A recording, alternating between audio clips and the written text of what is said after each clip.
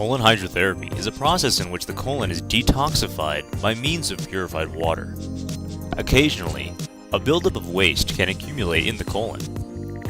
Using a continuous flow of water, this waste material is softened and broken down. These loose waste deposits, along with any toxins that may have built up in the colon, are flushed out of the body. Also known as a colonic, this restorative procedure aids greatly in the regeneration of the lining of the colon.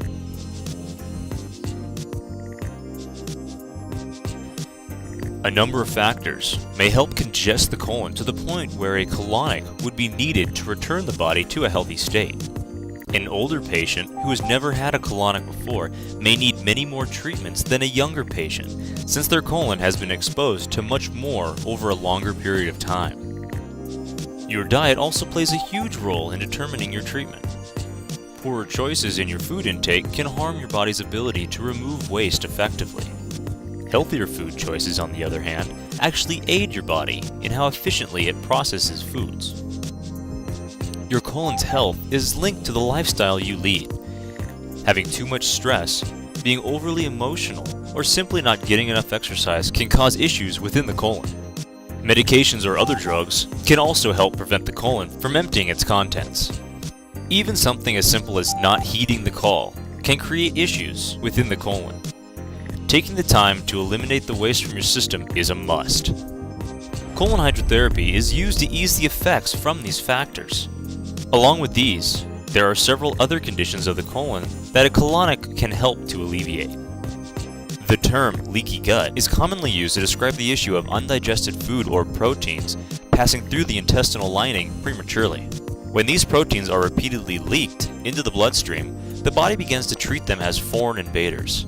As a result, a variety of immune responses such as psoriasis, eczema, and sinusitis can occur.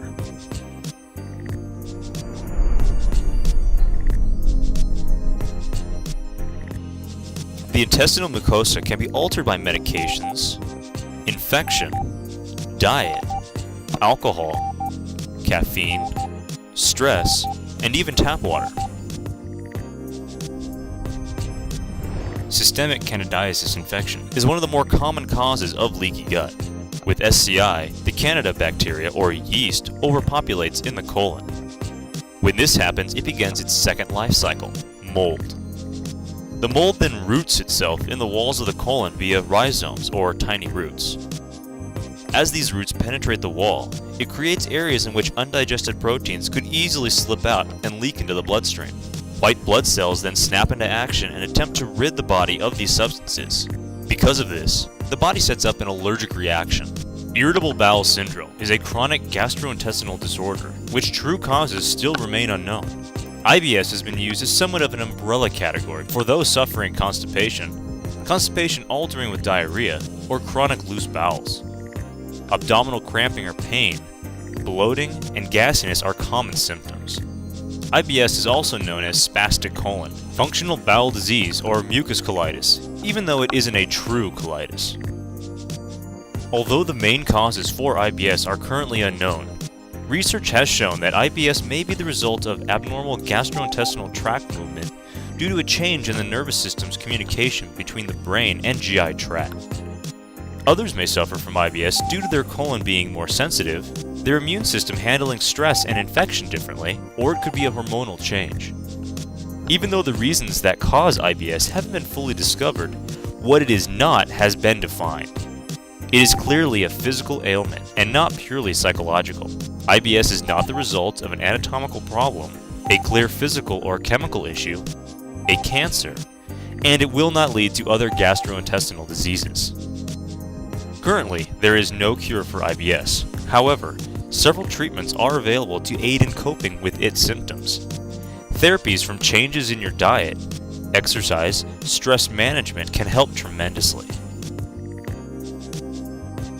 Changing your diet can help sufferers of IBS with constipation. Gradually adding fiber-rich foods to your daily intake can help your colon move material. Foods such as whole grain breads and cereals, fruits and vegetables, along with prune juice and water, can help loosen the bowels. Avoiding foods like coffee, soda, chips, and white rice can also help ease your symptoms, since these can slow down the passage of material. Remember, different foods affect people differently. What works for you may not work for the next. Keeping a journal may aid greatly in developing a list of foods that you can handle while knowing which to avoid. Since aspects of IBS are suspected to have stress-related roots, knowing how to manage your stress more effectively could have dramatic effects on helping ease the discomfort. Activities such as regular exercise, yoga, and meditation do help lessen one's stress level and may in turn aid in IBS. You may also be able to approach your stress through behavioral therapy. These therapies help train your mind and body on dealing and reacting to certain events. Some have found that going through certain therapies such as psycho or relaxation therapy have helped to deal with their symptoms of IBS. Diverticula are small, marble-sized pouches that form in the wall of the colon. These pockets are found in areas where the lining is weak. The digestive tract actually bulges out from the inner layer into the outer.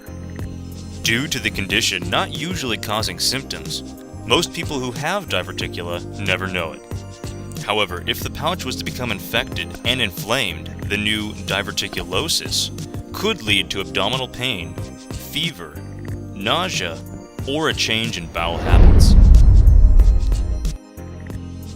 Diverticula can generally occur as a result of age, constipation, a connective tissue disorder, stress, medications, lack of exercise, or even from something as simple as ignoring the urge to have a bowel movement.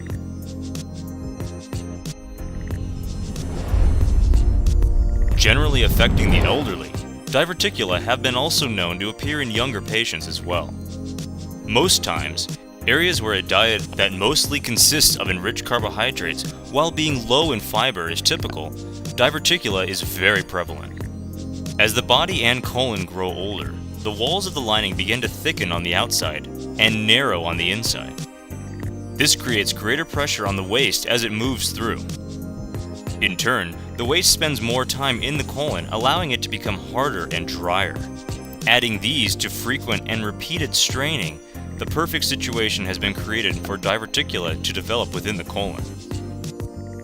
In most cases, a general feeling of pressure along with some periods of sharp pain could occur. Some may experience a tickling sensation in their abdomen as the pouches fill and empty. Bleeding from the rectum may also occur.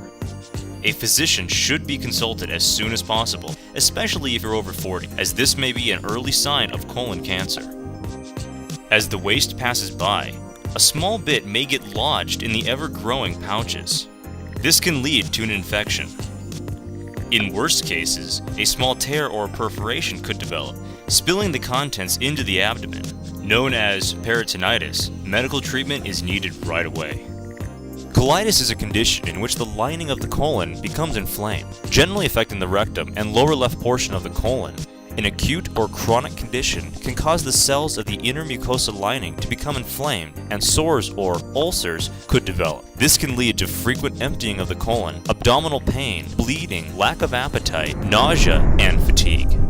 Colitis is generally found in younger patients, usually before they reach 30 years of age, but it's even been known to occur in the elderly as well. Certain aspects of the condition have led researchers to believe that colitis can be triggered by several contributing factors: family history, genetic similarity, especially amongst identical twins, infectious or environmental toxins, changes in the immune system, smoking, oral contraceptive, or it could be psychological. Research has also shown that another likely cause of colitis is the immune system's reaction to the introduction of a virus or bacteria.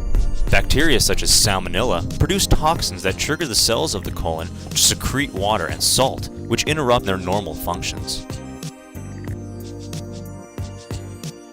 Viruses like rotavirus can actually damage the mucosal membrane of the colon and cause a disturbance in fluid absorption. This reaction produces two major forms of inflammatory bowel disease, or IBD: Crohn's disease and ulcerative colitis.